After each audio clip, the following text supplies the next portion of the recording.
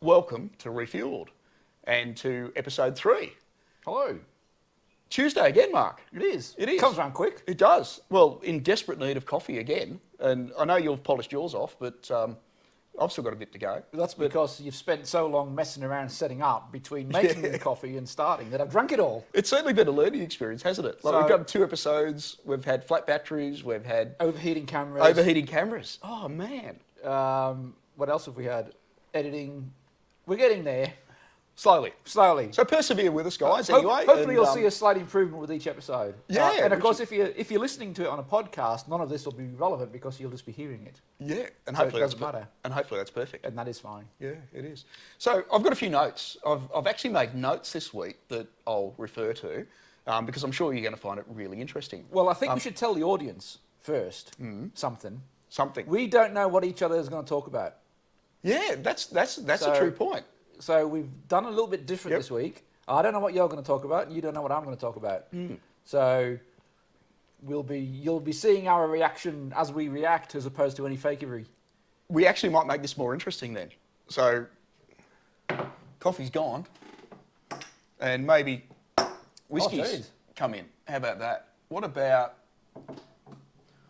an Elijah Craig small batch? There we go. And so instead of cars and coffee, we're having cars and better than coffee. So I'm glad we're sitting down doing this. You're forcing the audience, if anybody's watching, just watching us having whiskies. Yeah, I know. It's pretty bad, isn't it? No. Cheers, guys. Anyway. I suppose cheers. And cheers to you. Right, anyway, on to the podcast. On to the podcast. Would you like to start with this week's musings? I went for a drive this week and availed. My God, you went for a drive? I went for a drive. Just one? I availed of the new 30-kilometre I was going to say... round trip law. No doubt this is in a classic vehicle. It is in a classic vehicle. What a surprise. Yep. So a classic man and a classic vehicle. There you go. Don't mess with an old man in his... Have you got a personal permit to be able to do this? Do you need medical clearance? I had to stop. Okay, so in all fairness, I actually had to stop halfway through the trip. Toilet? Weak bladder? Tired? Okay, take one of those. There we go. So anyway, out and about, sunny day, which is lovely. The 30 kilometres makes it so much better. It does. I can drive just that little bit further, and just turn around and come back again. And turn around and come home again. Yeah. So there's really nowhere to go. Sounds exciting. Yeah, just drive around. So what happened on this? Nothing really. I waved at a few other people in a few other classic cars. Were you with a group or on your own? Or? On my own. On your own? Yep, on my own. Might have stopped at a market or something like that, you know. Are you allowed to say what classic car you have? In a Mustang. Mustang? Yeah, 66 Mustang. 66 Mustang. Which is good. Yep. Didn't break down? Didn't break down. Didn't overheat? Didn't overheat. No. Nothing went wrong. It's all good. So you can't beat carburetors. Well, I think all you this can. modern day stuff. Like, I think you can be. I mean, I think fuel injection perhaps does beat it. I mean, the wife did want to know where the button was for the boot. So in other words, like, you know, there's no button to open the boot. You know, modern day cars have a button, pops the boot. I'm trying to still work out, you know, where to put the button for her so she can open the boot. But anyway. Yeah. Is this so she could go in it and sort of hide? Yeah, put stuff in the boot. Yeah, you know, all that. Yeah. How do you open the boot? Well, you use the key, love. Where's the button for the windows? Well, the windows have winders. Like, what is this thing we have here? They work. They work really well. Does it have air conditioning? No. Does it have heating? It should have heating, but we live in Queensland, so we don't need it. So at the moment, it's a work in progress. So how do you keep cool? You want the windows down, drive faster. Yeah. And how do you get hot? You put more clothes on.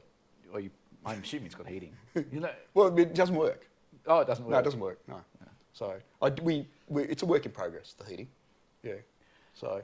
But it's hot enough here. We don't need it. Well, we don't need heating. Sure. I mean, defrosting the windows, you might say. Well, cloth. Well, you just out of the gob box. You just take a leak on it. You'll take a leak on it. I remember back in the day when I used to live in the UK. Winters, here it goes. Coming out at the front door, everything was iced over. Sometimes you couldn't even get the key in the door because it wasn't. This was before remote central locking. Oh, wow. So you had to get a cigarette lighter, put it on the key to heat it up, and then you were able to sort of... Oh, ingenuity. And then There you go. you turn your car on, leave it running for 10, 15 minutes with the blowers on, scrape the windscreen with the little scraper, and eventually you'd be able to go. But what I used to do is I'd just make the tiniest little hole in the driver's window, and then I could set off just peering And through. see, while you wait for everything else to defrost. Well, yeah, because I didn't have the patience to wait. I was always running late. Oh, God. Yeah. So. It's going to actually, I mean, some of that stuff's going to be interesting, I'm sure, for, you know, some of the crew watching. What's the car industry like in the UK? And I'm sure you'll fill us in on some of what you've had in the past at some stage. But that's incredible, that is. Well, heat the key up. And how do you know how you have to get the key? Do you wait until your tips of your fingers start to burn before you stick when you it in? wait for it to glow red. Just before the melting point, because if it melts, you've got a problem. Because you didn't think actually like using like a little hairdryer to blow on the lock or something, or, Well, you know. Well, you'd need an extension cable, obviously, from the house. So just like modern day EV. Just like a Monday EV. Yeah, just run an extension cable out of the house, across the nature strip, across the other side of the road, down the parking lot, round the corner, plug your car in. Perfect solution. What could possibly go wrong? I don't know. So, okay. So, one other question on your classic car. One other question. And I've always found this with old cars. I'm not a classic car person, but whenever I've seen them or been in one or whatever, I've always seen this. Are you able to, within a reasonable level of accuracy, determine how fast you're going? Or is it or is your speedo somewhere between, say, 40 and 60, 60 and 80? It kind of does this. No, it's reasonably accurate. You know, within 2 or 3 miles an hour. Wow. Yeah. So, I mean, we've had speedos since what? You know, the 20s or something. I know. Well, I mean, a bloke doesn't walk in front of the car anymore. But if I get in an old Jag, for example, and you're driving along, the speedo tends to do this, and you know you're doing something around about. It's like an approximation. Yeah, but you know, there is an explanation for your approximation. British motoring. Anything built, obviously in Britain, is crap, and it just floats around all the time. Well, no. It's anything that built in Britain that's not really important is crap. Not really. I mean, you know, as long as you're roughly doing 40 mile an hour, it doesn't matter. Anyway, I digress. Okay. Information this week. So one of the things we actually like to do is talk about what goes on. I mean, you know, we tend to think of this as a cars and whiskey event. Apparently, it is now. Apparently, it is now, as a cars and whiskey event. And it's one of the things that obviously we talk about. So, you know, imagine yourself at a cars and coffee having a bit of a chat about different things. And what I actually sort of like, once again, back to classic cars, I actually, you know, keep an eye on what classic cars values are, what stuff sells for, what goes through the auctions. And just, you know, every now and again, it's not that you're religious about it, but you have a little bit of a look and you see things that are interesting. So, obviously in Australia here we have Shannons that sell classic cars and they run the auctions. I mean, they're one of the auction houses and they're really quite good at it. Over in America, one of the biggest ones is Barrett-Jackson. So, and Barrett-Jackson had their auctions at the end of October. So, end of October, early November, a couple of weeks ago anyway. And they had a couple of cars go through which are actually really interesting. Top 3 cars at the auction, price-wise. What do you actually think they would have been? So, like top 3 sales out of any car. Well, ignoring the fact that I can see what you screen. Yeah, you're not supposed to be looking at that. So I can see what they are. Which has kind of made it difficult for me to come up with something else. Yeah, well, I didn't know you could actually see that, folks. You didn't have your glasses on. But yeah. Well, that's right. Yeah. But let me guess.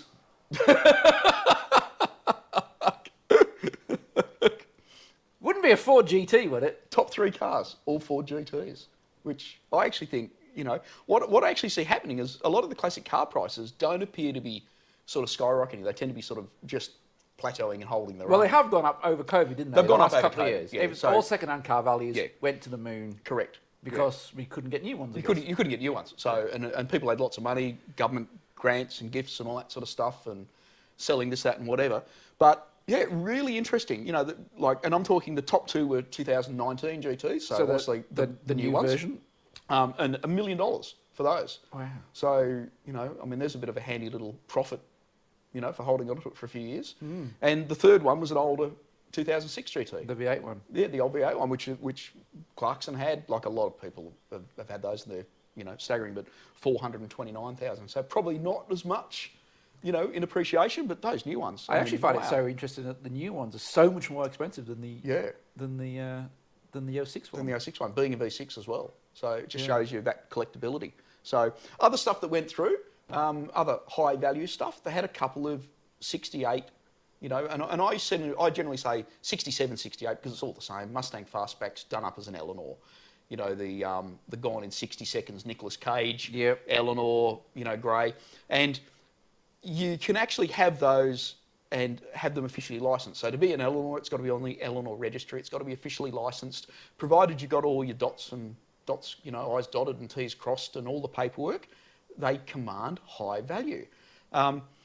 And I'm talking $275,000 for some, $250,000 for another. And is this US? I'm assuming? This is US. Yeah, these are US prices. Yeah. So, we see good prices in Australia, and it's interesting to see the difference between, what they're worth, across the pond, I guess. Well, second-hand car prices in Australia have always been high. They've always been high, yeah. Like, when I look at cars in the UK, second-hand price values in the UK are atrocious.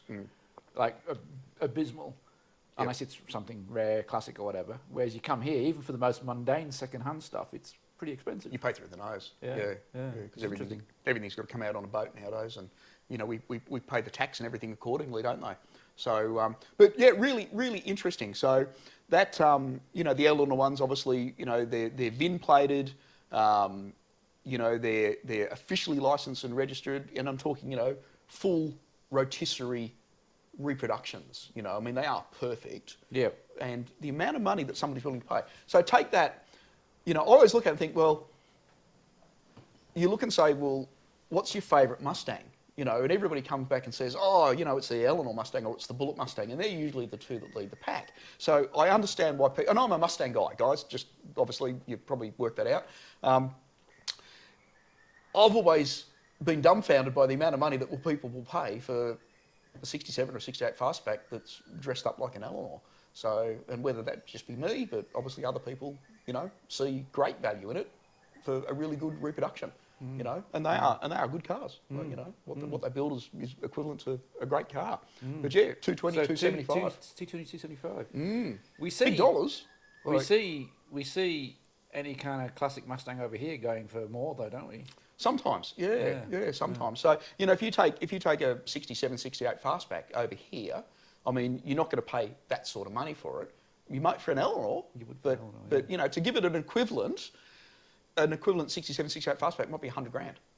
So you're talking almost up to 3 times as much. Yeah. Now that's what I question, I guess. Yeah. Do you think any of the new Mustangs will reach old Mustang desirability, collectability, value? I think it'll take some time. Obviously, we've had the the Bullet Mustang, Mach 1 Mustang, obviously Shelby stuff, the Shelby GT350 and the 500, and the GT50R, was it? And I think So you'll see a few of those obviously reach. But look, it's an interesting thing when you take a modern day Mustang and say place it against an equivalent car. You think, well, okay, would somebody pay more money for a Lamborghini, for a Ferrari, for say an Audi R8 or something like that? What makes that Mustang actually collectible to drive it up in price? And it's certainly a lower percentage and lower population. So I certainly think some of them will. I think the old stuff will remain where it is, and perhaps even go. But I guess they'll get fewer and fewer, won't they? As they get fewer and fewer. Yeah. Time goes on, so a 60-odd Mustang is what, 60 years old? That's it. 50, 60 years old. Yep. So in another 20 or 30 years, there'll be. I'd imagine there'll be even fewer. Yep. Fewer left. Fewer around. I mean, they did build millions of them though. They did build millions of them. The old secretary's car. Yeah, lovely. So. Enough of the Mustangs. One of the most astounding things that went through at the auctions was a Maybach. What was a Maybach worth brand new? If you're talking about the ones that came out a while back, they were... Yeah, a while back. So I'm sort of talking, 2008. that sort of range. So the early I Maybachs. can't remember how much. I mean, they were Rolls-Royce sort of competitors, weren't they? Yep. They were. I can't recall how much they were, but they were well and truly up there in price. $1 million. Yeah, there was two versions. There was a long wheelbase and a shorter Correct. wheelbase. Yep. Yeah. And full luxury. So $1 million. So think $1 million for a Maybach. That's what most people think. Now whether they're actually worth that or not, that's it. I remember seeing one in Brisbane here, and we had a little bit of a look at it at the Mercedes dealer, and I think it sat there for quite a while, a very, very long time before they could actually sell it and unload it. So you're talking 550 horsepower. You're talking uber luxury because they built it to be a Rolls-Royce competitor. What do you reckon one of those sold for at the auctions? Like $1 million car. I would think that it actually didn't sell for very much because I don't think they're that much in demand anymore. Yeah, it's really. It would be interesting. my guess. Maybe $100,000. Yeah. So now, obviously, I've just told you that some Ford GTs went through at $1 million. Yeah. And I'm serious, at $1 million Ford GT, and say a Mustang. And when you think like, an older Mustang, like an old '66 fastback, might go through at 60 to 80 grand as a 60-year-old car. Maybach, low kilometre, exceptional condition, $80,000. That was pretty close. Isn't it staggering though? Yeah. I would not want to see that depreciation. That would be painful if you brought that down here. Holy heck! Absolutely. They were awful. They were ugly Unbelievable. cars. Yeah, they were. Yeah, they weren't attractive, were they? They were terrible. I mean, I'm never. I say they're terrible. I mean, I've never driven one, never been in one, never even seen one. Oh, maybe I did see one, but they weren't a patch on Rolls-Royce, in my opinion. No, or a Bentley even. Or a Bentley even. Yeah. So it doesn't surprise me. I know, obviously, you can get a Maybach now, but they are really a rebadged Merc now, as opposed to more of a standalone vehicle. Standalone Uber luxury limousine. Yeah. But I mean, that just shows you, like, how far you can miss the market, I guess, is really what it is. Yeah. Because a lot of cars are doing it now as well. Like I know Range Rover. You think, well, Range Rover have been the uber luxury SUV since day one. I mean, they created that brand. They did. So like literally. And now, of course, you have Lamborghini as a competitor, you have Porsche as a competitor, you have Audi as a competitor, like who are all right up there in that upper echelon for SUV. And I mean, if you're Range Rover, like, wouldn't you be sitting back going, we own this market, what the hell's going on? Like, we're just being surpassed in value by people wanting to pay more and more money for other manufacturers. You think, well, we're Range Rover, like, we should be able to... We're the Land Rover, actually. But... Well, the Land Rover, yeah, but, we should be able to justify that amount of money for our vehicles. And I know some of them get up there. Well, they do now. The new Range Rovers... The long wheelbase... Well, the new version, it's all seats. Every model is more expensive than the old ones. Than the one prior, the 405. Yeah. And I understand there is at least a year's waiting list for a new Range Rover. They sell like hotcakes. I'm actually led to believe there's a little bit of reverse engineering going into the pricing on it, and I don't know whether you've heard about that. And once again, I know you're a bit of a being a Brit, you're probably an old-fashioned closet Range Rover fan. Maybe out of the closet, I don't know, Range Rover fan. Well, we won't mention the supercharged Range Rover parked out. No, that's it. Yeah, no, that's it. So definitely a fan.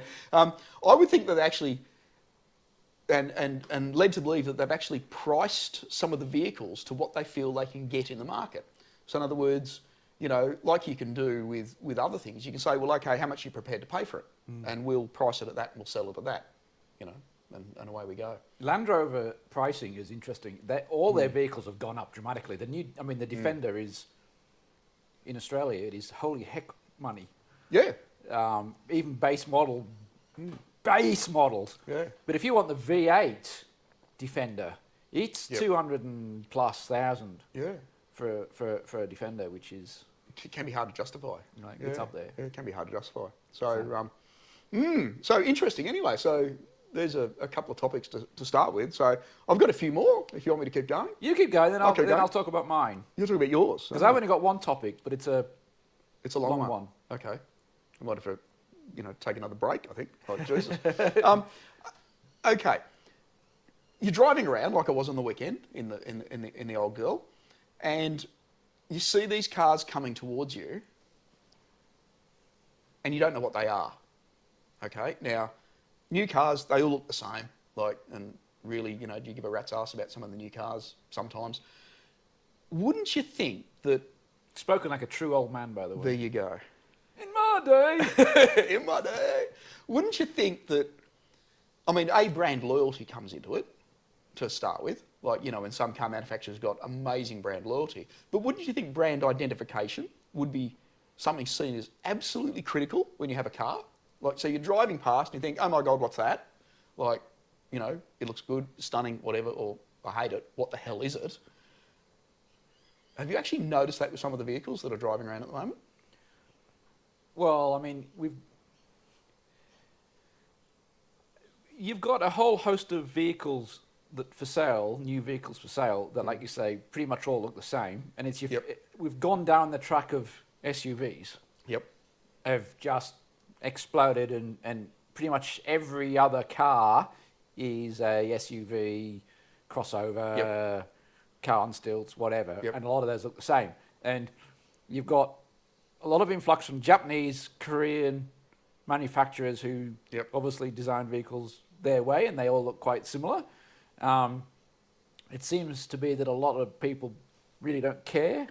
Maybe, yeah. What their car, it's just a box on wheels that takes them from A to B, and they don't care whether it looks great, doesn't look great, whether it drives well, doesn't drive well. Is it cheap, reliable, and what's the warranty like? Yeah, I guess. So take all that into account, and where I was going with it is, have you seen the vehicles driving around with a KN on the front of them?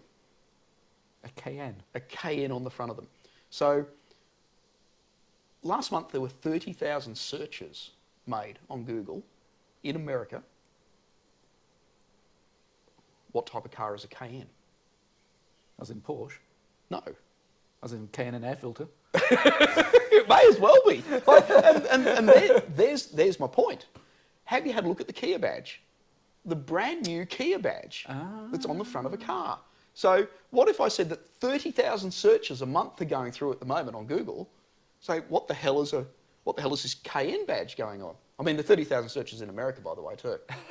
You offending the Americans again? No, not at all. You drive an American car. You are a wannabe American. Yeah, that's it. Yeah. I'd be there tomorrow. Driving all old stuff. So people think that a Kia is a KN. A KN, or a KN is a Kia. And I would have thought that you would be absolutely, you'd want to be absolutely clear with your logo on the front of the car. Have a really good look at it next time, guys, when you actually see it. And it literally looks like a KN, and it's really bizarre. A couple of subtle changes on that, and it might, put a little thing on the A at the end, and maybe put a space between the K and the top of the N, and it might be completely fine. We might draw that out one day. It's so interesting. if we had a screen at the back, we could show people what we're talking about. I might actually flash it up on the... Flash it up? Yeah, flash it up on the thing. On the screen, if you're watching it on YouTube. Yeah, always have a look at that. Yeah. So I just found that really interesting. And, when you talk about brand loyalty, and, a lot of automakers will stand... they live and die on brand loyalty. A lot of them do. Toyota. Yeah, absolutely, especially in Australia. Toyota in Australia is all based on brand loyalty. Absolutely. So, and they sell like you wouldn't believe. So, are we going to do an F1 segment? F1's over. F1's over. Feels like we haven't got much to talk about in F1. I know. Schumacher going to Mercedes, you think? As a test driver? I hope so. Yeah, it'd be nice. Oh, there's a reserve driver, I should say. I hope so. I think he needs to have the experience of driving for a top team without the pressure of being on the grid every race to develop his skills, etc. And then hopefully he'll be able to get a drive in a couple of years when he's matured. I feel as though he needs that period of time to be able to do that. Well, he's come straight out of being a development driver, hasn't he? Well, he was in F2. I think he was the F2 champion or thereabouts. Yeah. Prior to entering F1 last, 2 years ago. Yeah, but coming in, I guess, to like a team, and you've got two young drivers in there. Absolutely. He walked in when he started Haas. Yeah. With his, basically two new drivers in Haas last year. Terrible car, terrible teammate. Yep. So obviously it wasn't terrible teammate. Wasn't the greatest of starts for him. Another guest we won't be getting. Damn. Sorry, Nick Marzipan. And obviously this year. He hasn't done too bad, but obviously not good enough. Yeah. Hopefully he'll go to Mercedes. It would be cool to have the Schumacher name in a Mercedes, Yeah. given that that's where his dad obviously Bit started of German. and ended. Yeah, bit of German history. Bit of German history. Yeah. So hopefully that'll transpire, but we'll see. Yep. Yeah. So end of the season. So we're probably not going to have a lot of F1 to talk about over the coming months until we get into testing and all that, which is not a bad thing. It's nice to have a bit of a break, but it's one of the things we like to talk about. And we're not going to make obviously this an F1. It's not. It's not an F1 podcast. But we do like to talk about F1. And I think one of the things that we want to make clear is it's not a car review podcast either. No. We're not at testing cars. We're not reviewing cars. We've got no interest in doing that at all. So. Well, not unless someone gives us an Aventador to test. Then yeah, okay, right. Yeah, well, that'll be right. Yeah. Lamborghini. fair enough. But continuing on the F1 tests, good old Max, our F1 champion, has been given a car, by Honda, at the end of the year. So they've sort of what, Civic? a Jazz. Well, actually, the new Civic's not bad, Well, so, on Honda Jazz. A Honda Jazz. CRV. Yeah, no. He's been given the Senna Special, I guess. Not a Senna. The NSX. The NSXS, yeah. So obviously, car that was much loved back in the day. Not so much love with the new one, I feel. Not so much love with the new one, no. You don't really see much about it. The original one was the original one, yeah. And of course, he's been given a new one, hasn't he? Yeah, Not an old one. I'm sure. I'm sure it's a good car, but it just never quite seemed to have the same mystique or popularity that the old original one had. So as a gift from Honda, they did a little bit of celebration party at the end of it. Had Max. I wonder what Sergio got. I don't know. Maybe he did get the Civic. Maybe you got a Civic. Yeah. Hopefully at least it was a Type R. Yeah, it might have been a Type R. So there you go. So back-to-back championships, obviously, and you get a Civic, a Type S. So but there you go. That's a little bit of stuff. Mustangs. Oh, back to Mustangs. Love to talk about Mustangs. The power figures are rumoured to be coming out. So they've obviously released the 2024 Mustang. That was done a little while ago. A month ago. Well and truly before we've been talking about it. But they haven't released the power figures. So they've got the Dark Horse coming in, and the Dark Horse is rumoured to be up around the 500 mark. And some reports said that the power figure on the standard Mustang GT was going to be 475. It looks like it's going to be 450. So which is really no increase on where it is. Where we're at now. Yeah. So I think it's going to be pretty much the same, for what it's going to be. Which I think is a little bit disappointing. It's always nice to see a little bit I more. guess the drivetrain is going to be all the same engine, same gearbox. Yeah. Whether they'll tune the software a little bit for the auto box. Yep. Don't know, but it needed an update. Yep. I think will it be the last update? I think so. Yeah, I think it's going to go hybrid or there'll be electric Mustang only after that. So once we get, because this platform will last another few years into the future. Yeah. So and I can't see them upgrading anything. They are building Mustangs like 2024 is hell for leather at the moment though. So expecting sales to come. Well, I mean, some of them get stolen out of the parking lots, I guess. So. Can't do much about that. Speaking of electric vehicles then, Polestar. We've seen a few Polestars driving on the road. Polestars. Polestars. I don't know, do you class it as an electric vehicle or not? I mean, they've got half a dozen of the bloody things at the moment. So they're looking to sell hundreds of thousands of Polestars. They've got a clear goal to target Tesla. Absolutely, they have, yeah. And I mean hundreds of thousands of units by 2025, and we're not far off that now. Yeah. So, and they're really, really... We'll see. Gearing up. Yeah. We'll see is all I'll say. So, well, they've got funding. I think they've got another 1.6 billion in funding. I mean, Geely has cashed up. Yeah. And they're just going great guns at the moment. So, I think any manufacturer to be able to challenge Tesla need to do something about the charging infrastructure. Absolutely, yeah. Because without the charging infrastructure, Tesla is just going to continue to walk away. So do they go with their own charging structure though, or do they sort of buy into a conglomerate of other people's charging structures? So in other words, you say, well, Tesla's obviously got their own, but we can actually buy into another system. We'll start our own brand. Well, so, I mean, as a conglomerate. if you're confident enough, it's like a co-op. if you're confident enough that you're going to be able to sell as many cars as Tesla does, then I guess you could possibly try and look at your own infrastructure. Your own system. But yeah. it's a big investment if you're only going to sell a few thousand cars a month. Yeah, it is. Yeah, worldwide. Yeah. And I'm talking worldwide. Yeah, it's not just Australia. Yeah, so one of the interesting things I found, Mark, though, is that one of the Australian representatives of Polestar is actually being out saying a few things about the market. So this might tell you where they're going. And the quote is, "We're benchmarking our Polestar dynamically against a Porsche 911 and a Taycan." And they're just a couple of the cars we're looking at.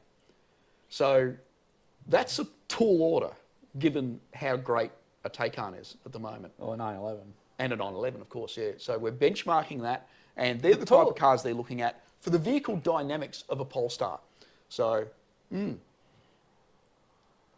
interesting. I can't see an electric Volvo performing as well as a Porsche 911 GT3 No. RS, Yes. for example. Yeah, I don't think so either. Dynamically. Yes. We'll see. And then, of course, we're talking a couple of years in the future. So, how much better a Porsche going to be in 2 or 3 years' time as well? I'm sure the Polestar is a good vehicle for what it is. You don't see many of them around, and I don't mind the Polestar too. Yeah, you see them it's floating quirky. around, Yep. but it's basically a Tesla Model 3 rival that's probably not as good as a Tesla Model 3. It's not as quick, etc.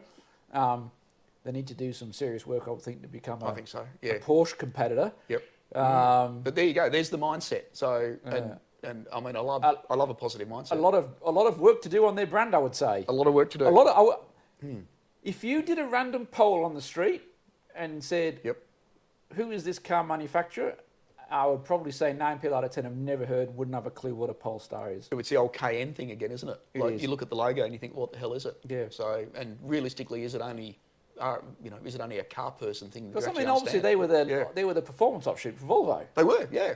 And they had the Polestar VS60s and all that, and they were great cars. Yep. Yeah. But again, unless you were a car nut or you're a Volvo fan, you probably wouldn't really know what a Polestar was even then. Never mind now. Never mind now, that's right, yeah. So, and they said they want to be Tesla competitor. So, and they've got obviously the Polestar 4 and they've got the 6 coming out or out now. So it's going to be big. It's going to be huge. We'll see. Well, watch that with interest. Yep. But like I said, I think it's all going to come down to charging infrastructure. Yep. And Tesla are just so far ahead. Yep. I mean, we won't talk about Mazda because we really don't want to. But Mazda are bringing out hump wagon at 60 grand in Australia. Great. Big deal. Oh, yeah. I'd rather talk about Koenigsegg. So would I. Yes. What a tough choice. Mazda, Koenigsegg. There you go. So the very first Jesco has been seen to be delivered. So, and we're talking serious hypercar thousands here. of horsepower. So you're talking serious. You're talking 1,600 horsepower out of a hypercar. When is too much though? I mean, we've had, we started with, Ferrari and McLaren, and we've had the P1, and, we've run through, I mean, Porsche probably started it really, didn't they? And they blew everybody away, there. And Koenigsegg have just been sitting down producing, handcrafted quality cars for years and years. Well, obviously we had, Bugatti with the Veyron, I would say, was really the first car in a long time to come out with something that was so far ahead of the competition. Yep, it was like benchmark, didn't it? It was like the Concorde moment. It was. Yeah. You've always had Ferrari, Lamborghini fighting it over. Whether it was Countach and Testarossa, and then F40 and Murcielago and Diablo and all that sort of stuff. And there's the odd one came in here and there that try to compete. But there was never a dramatic breakthrough until we had Bugatti come along with the original Veyron. And obviously Koenigsegg is a very niche hypercar manufacturer that only produce a very small amount of cars that are obviously immensely powerful. Yep. How do you use it? I don't know. Well, you take it to Cars and Coffee and you upstage the Aventador. There's 20 Aventadors that turn up now, so, it's well, the Aventador is nothing special. Yeah, I know. Unfortunately. No, that's it. Yeah, so, but I don't know. Even some of the new Ferraris and whatnot with their hybrid electric power and so forth have become almost undrivable on roads, on public roads, because they have so much power. There's so much power, they're staggering. Yeah, I know, I know. Yeah. So, speaking of new cars coming out, like the new, and I'm actually wearing the Raptor SVT T-shirt too. So there you go. We try and come up with something We're new. actually wearing, and we're actually wearing both Ford T-shirts. So and that was not planned. Not by design, no. So there you go. The new V8 supercharged Raptor SVT is out and about, and people are starting to, drive it. Obviously, they've been testing it in the States. Ford have invited all the journos over there, come and drive ours, come and drive the TRX, all that sort of stuff. 700 odd horsepower supercharged. Dealer markups, though, is really what I want to talk about. So brand new vehicles in America, and we don't see it so much in Australia as what you do over in the States.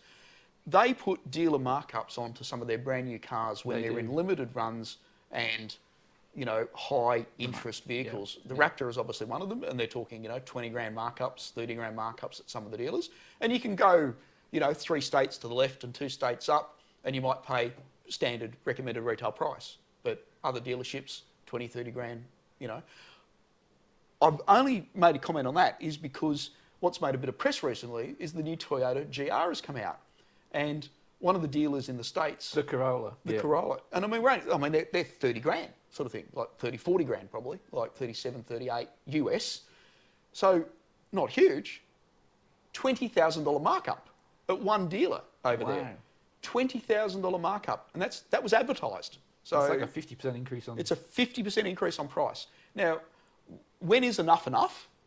So when is... I'm well, I guess like you... I'm all for fair market economy and free market economy, and what somebody pays for something is completely fine and up to them.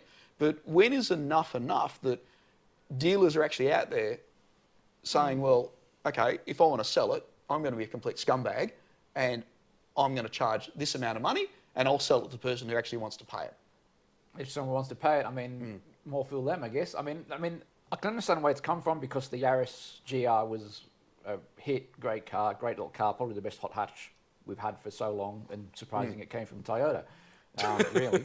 But anyway, so I can understand where the demand for the Corolla GRs come from. Obviously, that is a huge markup. It's like the discussion we had earlier with classic cars. Yeah. If someone's prepared to pay for it, there's your market. Does it set the market? So be it. I would be going 2 states up to the left and trying to find one at recommended. At recommended price. That's it. Yeah. That is crazy. It's crazy, isn't it? 50%. You think who in their right mind will actually pay that sort of money to get one, and then say, well, I've got one. I'm the only kid on the block with one. Well, is it that desirable? Is a Toyota Corolla? I don't care whether it's the GR or not. Is it that desirable? What else can you get for 60 grand? I can get my old Mustang again. Or a Honda Civic. Yeah, that's it. Oh, dear. Very good. What have you got for us this week? What have you been up to? I was thinking about what car manufacturers, have fallen from grace. Ooh. What car manufacturers have fallen from grace? Now, what I mean, and I'm going to just tell you a little bit about what I mean by that. Yep. So we've had a lot. I can think of a number of car manufacturers in the bygone era that have disappeared, all but disappeared, like Lancia, for example, that had great cars, etc. Yep. What I mean by that is, what car manufacturers are still around today, still pumping out cars, but have gone from producing interesting, desirable, fast, popular cars to just crap. I know. There's got to be several, doesn't there? Now I've come up with my top 2.5. Only 2.5. 2.5, and I'll tell you, the half's weird, and I'll explain that to you when we get there. I can't go fully 3 because it's a segment of that manufacturer, hence why I've gone half. Okay. And the other 2 are just 2 normal ones. So, enlighten us. First one, and I've thought about this. One I'm not bothered about. One kills me, and the half one also pains me. Right. The first one. Care to guess? Care to guess? The first one. It's a Japanese car manufacturer. Nissan. No, I'll give them a pass because they still do the Skylines and the 370 and all that sort of It's stuff. the only thing they've got going. I mean, the rest of it's just rubbish. Yeah. Well, I don't know. A Nissan Navara is the fastest car in the world. It is true. Yeah, that's right. Or at least in Australia. In Australia, yeah. My first one is Mitsubishi. Mitsubishi. Yes.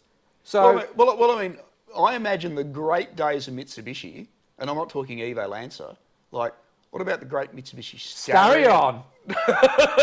Yes. What a car. Yeah, there you now, go. the fact that it had the biggest amount of turbo lag known to man rather is like, irrelevant. Rather like an Evo. Rather like an Evo as well. But if I can think of 4 or 5 cars that came out of Mitsubishi in the 80s, 90s, and even noughties that were great, desirable, fast, interesting, iconic. And now they produce utter tripe. Well, Pajeros, Tritons. So, well, it's not the Pajero, that's gone as well. That's gone as well. So yeah. you had the Starion. Yep. You had the 3000 GT, which was That's like right. the Yes. coupe. Obviously, you had all the various Lancer Evos, 7, Yep. 8, 9, 10, etc. Yep. Like about 150,000 varieties. That's of them. right. Yep. You had their involvement in rallying. They were Yep. unbeatable at the Paris-Dakar with the Pajero. They were year after year. And they brought out the Pajero Evo, which was a homologation special that you could buy, which was like a souped-up 3-door Pajero. It was basically a Paris-Dakar car, which go for big money now. Yep. And right up until the last Evo. And then, for some reason, Mitsubishi turned around and said, we're not going to do any good cars anymore. We're just going to sell just rubbish. Rubbish. I can't think of a single Mitsubishi that I would go, oh, that's interesting. So, dear Mitsubishi, if you're listening, you're selling rubbish, by the way. You're selling rubbish. You're selling rubbish. Yeah. Just nothing cars. And Yeah. I don't even know what they sell. I don't know. But all their fun, interesting cars have gone. Are gone. You're right. Yeah. And when you look and say, well, okay, what they've actually had in the past and what desire. So when they get there you go. There's brand loyalty. I wonder how many people that are brand loyal are still buying Mitsubishis. So Evo created a market. You had your Evo and Subaru WRX market, and rather like Ford and Holden here, rather than like Ford and Chev in America. You had those two brands that constantly competed against each other. Well, they're gone. They're gone. Really. But Subaru still do the WRX, So Subaru still find a way to do an interesting car. Yeah. So is that the money needed to buy something like that and build something like that is just not there anymore? Or do you just think it's sheer laziness? I don't know. Or I remember reading somewhere that the boss of Mitsubishi decided that they want to go down this environmental path of producing efficient, clean, fuel-efficient cars and all that. So they sell these little matchbox things. I don't know how successful all that's been. Yep. But certainly from a car enthusiast point of view, from something that's interesting, or being able to go to a manufacturer and say, all manufacturers sell mundane stuff, but it's popular manufacturers have always had their hot versions, their performance arm that sell interesting cars, whether you like the brand or not. They're nevertheless, they've got their following, they've got their interest. Now, Mitsubishi gone. Yep. I know the second one. I know you're going to say Ford is the second one, aren't you? No, I'm not. You're not? Oh, there you go. Well, you're going to get nailed into the Ford since you put the shirt on. No, I'm not. Bit of good news, bad news. The second one kills me. Does it? Kills you. It kills me to say You're this. talking about Jaguar then? I'm going to talk about Jaguar. Yes. It's probably my favourite car brand. Yep. It's certainly in my top couple. Yep. I love XJs, especially the XJR. I love the XK. So many, obviously the E-Type. Yep. I love the F-Type, even though it's coming to an end, unfortunately. They've brought out they just announced the closing edition, 75. Staggering car. And we've driven a couple of F-Types and they have all been absolutely mind-boggling. The XK, even obviously all they used. So Jaguar throughout the 40s, 50s, 60s, they had a bad spell under British Leyland, which we won't talk about. But Jaguar have always been a sexy, fast, luxurious, iconic brand that was uber cool. Yep. Uber cool. And there's nothing, I still, to this day, think there's nothing better than a black XJR. I think it's just such a unbelievable car. Well, they had a couple of different things, didn't they? So they tuned their company as well to go down that, well, we've got the four-door saloon car and we've got the high-performance coupe. So they tackled all those performance markets. So they had the car for the sales rep as well that wanted to drive, up and down the road, and they had the sports car as well. Well, I think that's where the downfall is. So, I mean, there's two things I want to say about Jaguar. I think their first downfall was they tried to copy BMW and Mercedes for and the chase volume. So obviously they were a tiny company compared to Merc, BMW, and even Audi. We'll class the big three Germans. They're obviously a competitor to those, but at the top end, Jaguar were always seen as a competitor to the top end of the Mercs and the Beamers.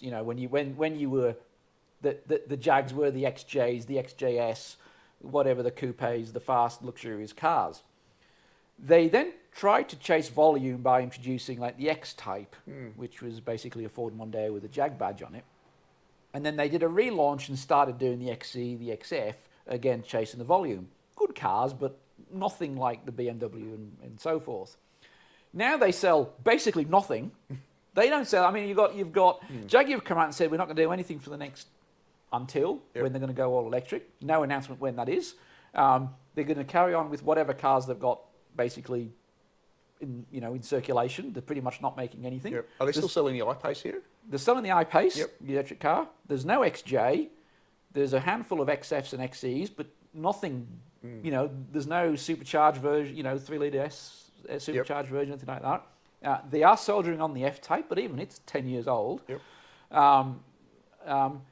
And I think they sold something like 400 cars worldwide last year, or something like that. They have basically disappeared. Yeah. Well, 400 cars is not a lot. I mean, you know the answer for Jaguar? I can give you the answer in one sentence, maybe a paragraph, or depending on how long you're going to talk for. What you need to do, and this is Jaguar, listen to me, Jaguar, just build an old E-Type. Again, everybody loves the classic car. Build a 60-year-old E-Type, and we'll all buy them. And please build an XJ. Just please build an XJ yeah, 2 models. Like the XJ used to be. 2 models. Long, sleek, luxurious, fast, comfortable. And old. They're good at building old cars. They're good at building old cars. Well, Brits are. Yeah. Well, I don't know about they did old really well. Yes, it's super reliable. So, Jaguar. I mean, number 2. Back in the day, there was no bad Jaguar. All Jaguars were desirable. All of them. Now, what have you got? You have heard the stories about Jaguar, isn't it? About any Jaguar owner, you have to own 2 Jags, and it's not because you love Jags and they're so popular. It's because one's always broken down and in the shop while you drive the other one. That's just hearsay. That's one of those rumours that gets started and gets taken on, but it's not actually true at all. So I can tell you that way more reliable than Toyota. I mean, what would you rather have, a Lexus or a Jag? Jag. Say no more. Yeah, there you go. So I guess I'm a little bit drawn to Jag as well. So my dad had a Jag. So, full disclosure. So it was the first car that I actually took out without Dad, because I dropped him off somewhere, just to see how fast the car would go on the street. And I thought, how good is this? And I got no idea what speed it is, but it got as fast as it would go in a straight line. And it was divine. Yes. That was all. Old XJ Series 2 with the big 6-cylinder in it. Perfect. And it was magnificent. All Jags are perfect. All Jags were just brilliant. And they were cool. They were driven by gangsters, celebrities. Yep. It was the getaway car. It was the car that was to be seen in the, if you're a pop star or a movie star or whatever the case may be back in the day. Yeah, so I guess have they fallen from grace, or are they just completely fallen out of the market, out of desirability? I think that because they haven't produced any good cars. They've just gone down a path that has been unsuccessful. The F-Type. So do you think that started when Ford bought Jag? Because Ford bought out, obviously, that supercharged V8 Jag, and that was brilliant. Yes and no. I mean, Jag were in trouble at the time. Jag were unfortunately gotten into the hands of British Leyland. Yep. who are Abysmal. the devil. Yep. Like so Ford fixed Satan reincarnated was Satan reincarnated. was British Leyland, Yep. and they So destroyed. there's no guests from British Leyland coming on the show either. So they Ever. no. Well, we are going back to the 70s. Yeah, I know, now. yeah. So they destroyed everything that they touched on, and unfortunately they got hold of Jaguar and almost destroyed Jaguar. So Yeah, Ford coming resurrected in, them. Yeah. They bought the brand. they bought the brand. Yeah. They kind of made Jag semi-reliable, and through the 90s and even the early, through the late 90s, through the 2000s, Jag made some good cars that were based off their tradition, if you like, XJ, XK, and then they introduced new cars to satisfy the volume that Ford obviously wanted, X-Type, S-Type, etc., Which weren't. which didn't go down well which to weren't the great. Jaguar enthusiast. Whether they were good cars, bad cars, or different, just irrelevant. They were targeting a market that Jaguar was never known for.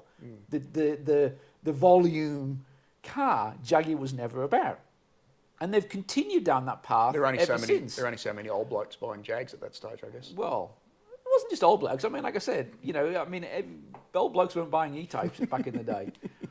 That continued when obviously Tata took over. Yep. Again, they wanted, I guess, Jaguar to become a big car company. They set off with the XE, the XF, which were great cars, don't get me wrong.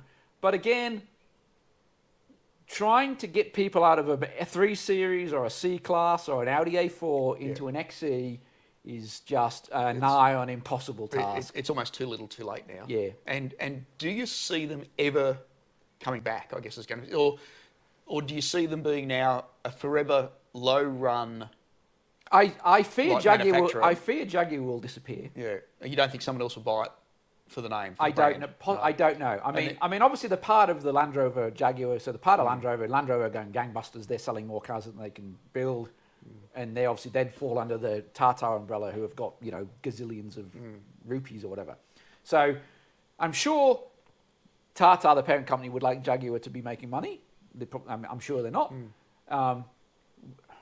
I don't know. I fear Jaguar will disappear unless they say they're going to go all electric in some time, 2025, 2026, 2027, who knows? Will they survive that long? Will people just get sick and just abandon Jaguar and never come back? Once people have tried Merc, BMW, if you're a Jaguar owner and a brand loyalist to Jaguar and you want to buy a new car and you can't buy a Jaguar and you go, well, I'm going to have to go to BMW or whoever. You never come back. Will you ever come back? Never I come don't back. know. No. So they're going to have to make some damn good cars when they do finally release some new cars to be able to It's a tough one, go isn't it? forward. They said they're going to go upmarket. They're going to go back to being an upmarket only car when they do go back to all electric. Yep. So Or when they go to all electric, I should say. So I guess the next thing is, you have companies like you have Mitsubishi, you have Jaguar, you have a swag of other companies that are going to be really stuck in limbo here, and technology is changing at such a rapid rate. So we are going to have to be EV, focused. How many of these other car manufacturers are actually going to disappear completely? And I mean literally disappear. I think there'll be a lot. Yeah. So will we just be left with a demolition man society of, like Tesla and maybe Toyota building cars and the Chinese in the world, So I mean, Geely owns several brands now. Yeah. So I mean, you have Geely, Tata, Tesla, and whatever. Maybe the Americans conglomerate together, but Yeah, don't know.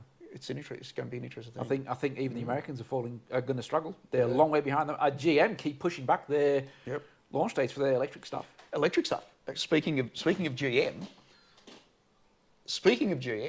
Have you seen the new electric Charger/Challenger? Did you know there was one coming? I knew there was one coming, but I've not seen it. Right. Okay. So I think, as most people know, 700 horsepower in a petrol car, the Dodge Demons, the Hellcats, the Challengers, all that, they're coming to an end. So, and obviously we've had SEMA, they've really run out. So the display at SEMA is a display of all old vehicles, absolutely staggering and fantastic. Every single one of them you take home. But what's happening, obviously, is there's going to be a new EV Challenger come out. and it will be mind-blowing, obviously. It'll be sports car looking. So, it'll look like a Challenger, it'll look like a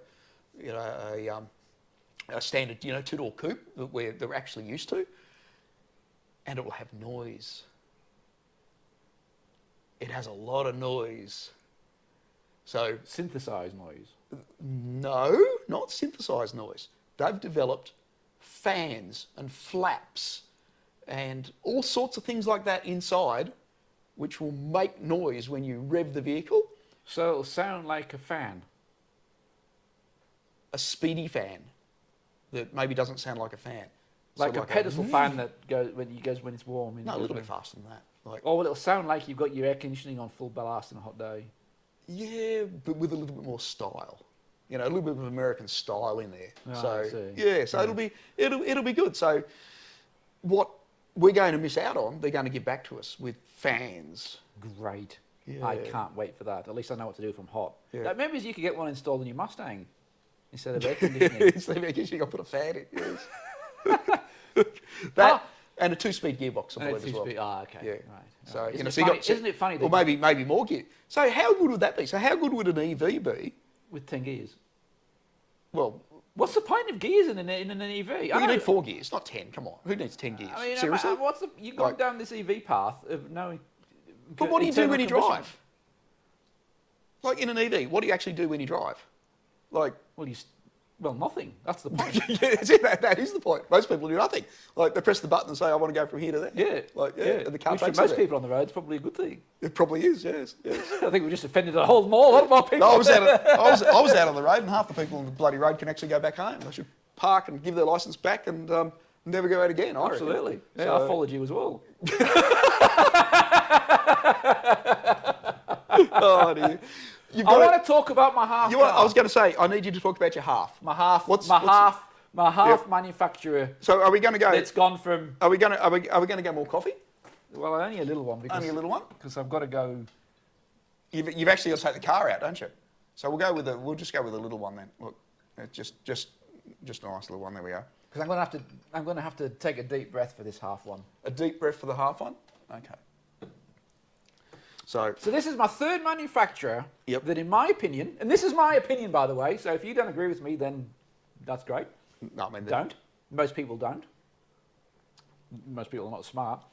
But this is the third manufacturer who I think have gone from producing great, interesting, to shit. fast cars and now don't. And you said it.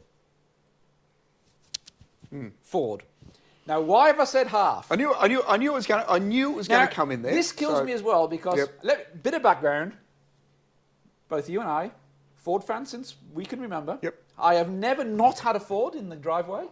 Yep. And I still have a Ford in the driveway. Yep. We both have Fords in driveways. I have been a Ford fan. My Ford goes, by the way. Does your Ford go? Well, it did. It did. It did. Okay, yeah, I know the engine blew, but Yeah, it projectile vomited through the bonnet, I believe. it's getting repaired on the weekend. Okay, how about we talk about that in the next episode? next episode. Since that's Okay. close to mind. I think people will love to hear It's about. going in the shop next week, this Right. weekend, and I pick it up in 2 weeks. Okay, right. Hopefully repaired. Hopefully and repaired. a new bonnet. Or at least the whole field. Why I say half, and sorry, no, that's not what I was talking about. We both love Fords. I've grown up with Fords. I've always had a Ford. My first car was a Ford. My dad's always had Fords.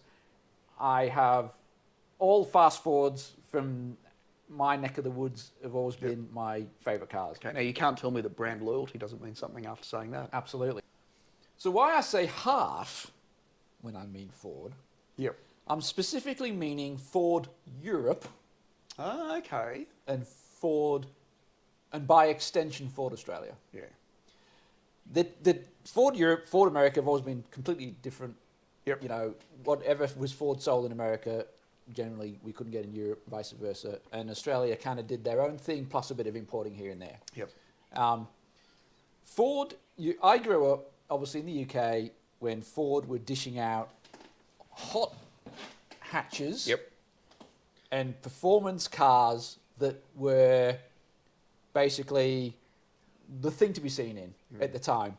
You obviously had all the XR range. Yep. So you had Fiesta XR2, Escort XR3s, Sierra XR4s, and then we had the RS Cosworths of all the various ilks, Yep. Sierra, Escort, and then Focus RS.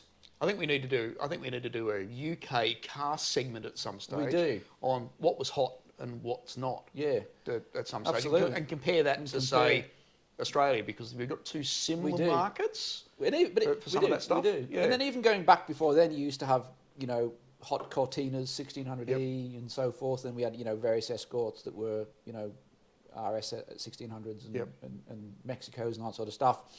So really for as long as I can remember, Ford of Europe had fast cars, hot hatches that were both affordable but bloody good. Yep. And everybody wanted, if you're a Ford fan or you're a car enthusiast, you wanted a XR 4x4 or a Sierra Cosworth or an Escort Cosworth or an XR3 or an RS Turbo or whatever the case may be. And even today, all those cars still hold tremendous value. That's right. Capri And 2.8 injection to Capri 280, just brilliant cars.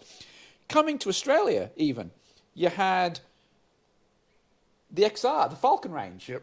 When you got here. I got here. Before that, we had like GT Falcons. Correct. But even then, when I got here, we had XR8s, XR6 turbos, and then obviously the FPV range. Yep. Right up until, the last of the XR8. There was always a hot variant, wasn't there? Yeah. Ford did great cars and always have done. What's happened? Yeah, well, it's interesting, isn't it? Well, I know in Australia, and one of the things that perplexed me in Australia all the time was we didn't get like those small Fords. So we never got those small Ford Until hot very hatches. recently. Until very recently, yeah. And then they stopped them again. And then they were never publicised, and they've withdrawn them all, obviously. So if you want, an RS Focus at the moment, if you haven't got your order in now, you're probably not going to get one. Well, they're gone. I mean, they don't, Yeah, I think there might be allocations floating around, or still a few floating around here, there, and wherever. But, they've gone, but we never got them. Yet, correct me if I'm wrong, weren't cars like Mondeo, Focus, Fiesta leading cars in Europe? Like, they won Car of the Year awards and all that sort of stuff. Specifically in the UK, what I can tell you is Ford owned the top 3 spots in most popular cars, Fiesta, Focus and Mondeo.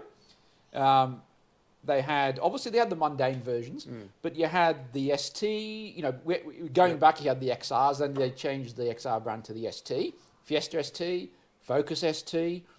Mondeos, you had the ST24, the ST200, the ST220.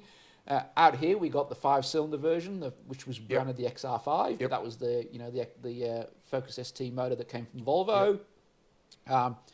So always, they had great, fast, cheap, desirable cars. Now, Ford Australia don't exist other than, we are Ranger. We just sell a pickup and the odd Mustang from here and from there. And the wagon thing. The Everest. Well, we'll see. They haven't sold many of them, but we'll see what the new version's like. Ford. Well, if they made it actually look attractive, they might sell a few more. Well, the new one's quite good. Oh, I don't know. I don't mind the new. Like, maybe. Ford Europe basically have turned around and said we're not going to make anything anymore, other than they're going to stop the Fiesta. I can't believe that Ford it's gone. are stopping production of the Fiesta. That's right. Yeah. Now the Fiesta, the hot versions of the Fiesta were always probably the best little hot hatch thing you could buy for as long as I can remember. Yeah, for very little money as well. Like they were cheap cars, they were fast, they were reliable. Yeah. The engines, I can tell you how good engine is in a Fiesta ST. That 2-litre we got it as the XR4 here. Yep. Europe got it as the ST Fiesta, and I think I don't know whether America got that one or not, or they had to wait to the following model. I think they had to wait for the next model. Yeah. That 2-litre engine is absolutely dynamite. Bulletproof. It's bulletproof. It does not die. No. Yep. Speak from experience. Yep. So love it.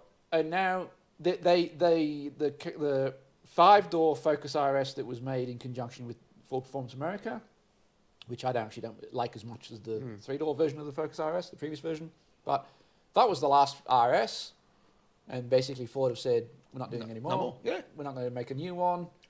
The hottest version of the Focus they do is the ST, which I just think looks as boring as heck. Yeah, there's nothing special about it like anymore. It's just a 5-door saloon with a pokey engine in it, but it just it doesn't look as cool as previous hot Fords.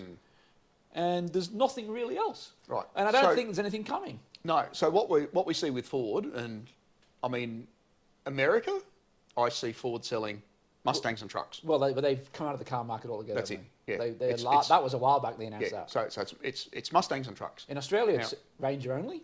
In Australia, it's Ranger. Yeah. I mean, I don't know how long the Everest is going to survive. So because I don't think the Well, I sales mean, numbers they are are up. the same car with one's got a back end. And obviously we import the Mustang here. So the sales have decreased. They've just fallen off a cliff. Fallen off. Now, that could be a little bit to do with the new 2024 model coming. Possibly.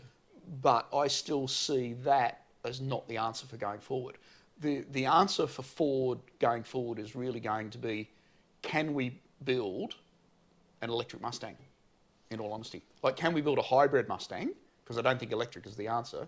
Can we build a proper Mustang, but with a hybrid powertrain? Like what Ferrari do. Like what Ferrari do, yeah. And actually make it a sports coupe, like the current Mustang is, and not some sort of funny hatchback wagon crossover SUV black masked out thing, which might go all right, but it's. I don't know. I don't know. Yeah. So, I see this is a tremendously challenging time for Ford. This crossover period between. At least they got a half.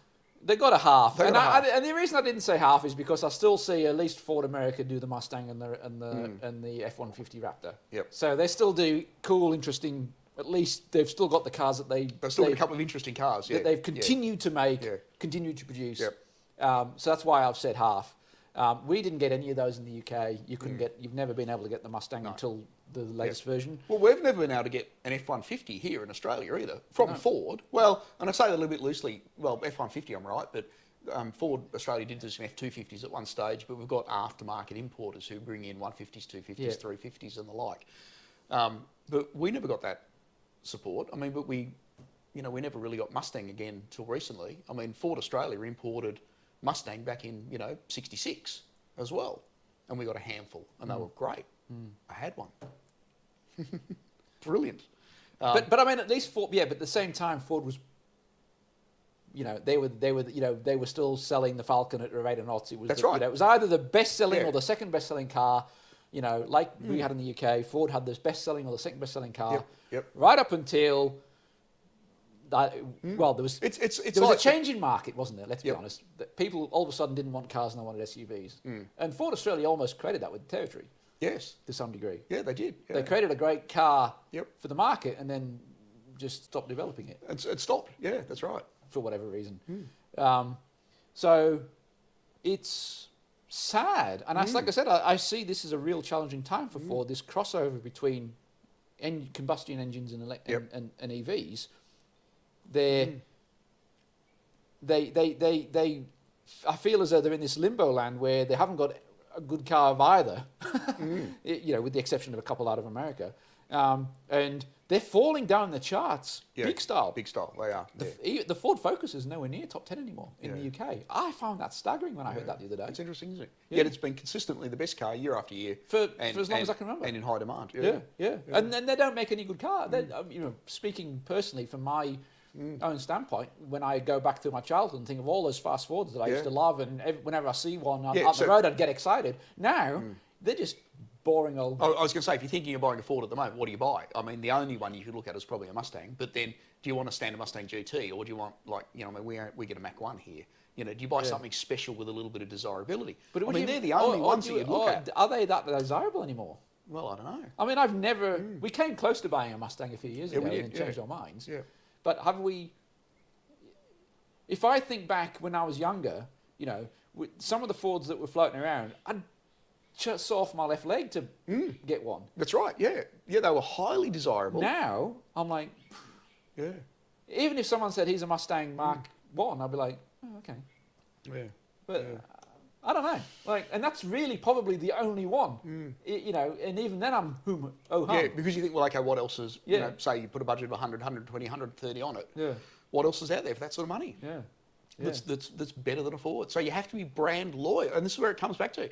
You have to be brand loyal, and a lot of companies have lost that brand loyalty. Ford actually, incidentally, have really good brand loyalty in America. They do. So, and when I say really good, I think they're the highest rated on brand loyalty for a car manufacturer in America. That's probably just because of F trucks.